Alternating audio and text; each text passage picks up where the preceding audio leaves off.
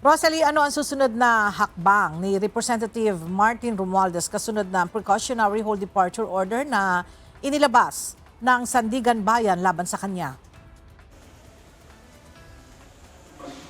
Ella, kinokondena ng kampo ng dating House Speaker na si Leyte 1st District Representative Martin Romualdez ang anumang ulat na tumakas ang kongresista at umalis ng Pilipinas. Ayon sa abogado at tagapagsalita ng dating House Speaker na si Attorney Ade Fajardo, nananatiling nasa bansa ang kongresista at hindi pa nakakaalis ng Pilipinas. Kasunod ito ng inilabas na precautionary hold departure order laban sa kanya ng Sandigan Bayan matapos hilingin ng Office of the Ombudsman. Ayon kay Attorney Fajardo, ia-avail nila ang lahat ng kailangang legal na hakbang upang questionin ang order sa tamang forum.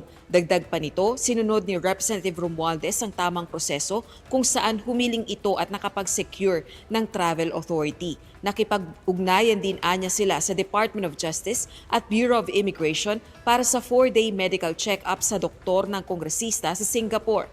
Pero sa kabila ng paggalang sa mga prosesong ito, binaliktad o binaluktot ang hakbang na ito para makabuo umano ng salaysay sa plano ng kongresistang makatakas.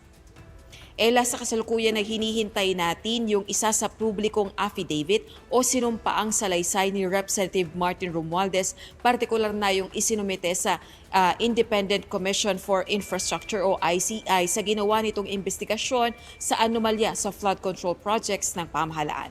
Balik sa iyo, Ella. Maraming salamat, Rosalie Coz.